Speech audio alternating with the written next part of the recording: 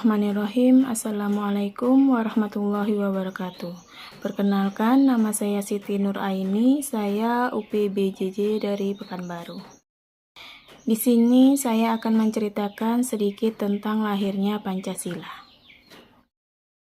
Pancasila lahir berkat pemikiran beberapa tokoh nasional, yaitu Muhammad Yamin, Dr. Supomo, dan Insinyur Soekarno. Sedangkan istilah Pancasila sudah dikenal bangsa Indonesia sejak zaman dahulu, tepatnya sejak zaman Majapahit.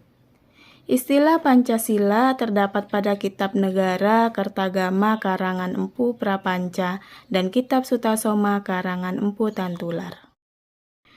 Dalam Kitab Sutasoma, Pancasila berarti berbatu sendi yang 5 atau pelaksanaan kesusilaan yang 5.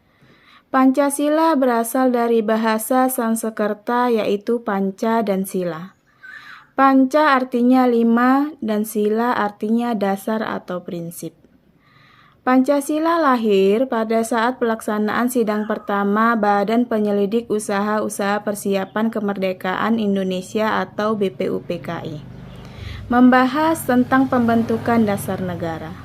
Di dalam sidang pertama BPUPKI, salah satu tokoh yaitu Insinyur Soekarno melakukan pidato tanpa teks untuk menyampaikan usulan dasar negara pada hari terakhir sidang.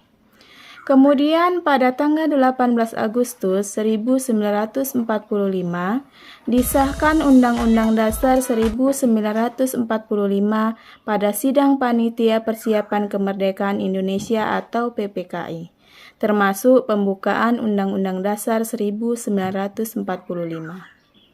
Di dalam pembukaan Undang-Undang Dasar 1945 termuat isi rumusan 5 prinsip dasar negara yang disebut Pancasila, terdapat di alinea keempat.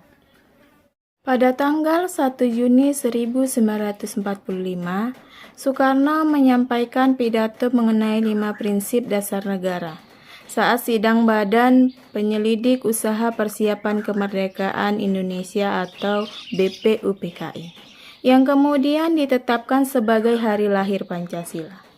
Sebelum pidato tersebut, lebih dari 30 pembicara telah menyampaikan pandangan mereka mengenai dasar negara. Gagasan yang diajukan oleh para pendiri bangsa mengalami berbagai perkembangan hingga akhirnya terwujud dalam Naskah Piagam Jakarta pada tanggal 22 Juni 1945 oleh Panitia 9. Pada tanggal 18 Agustus 1945, Pancasila resmi ditetapkan sebagai dasar negara Indonesia dalam sidang Panitia Persiapan Kemerdekaan Indonesia. Melalui proses ini terlihat jelas pengorbanan yang besar, rasa cinta terhadap tanah air, dan sikap menghargai pendapat orang lain demi kepentingan bersama. Ya, itu sedikit cerita tentang lahirnya Pancasila. Saya ucapkan terima kasih. Assalamualaikum warahmatullahi wabarakatuh.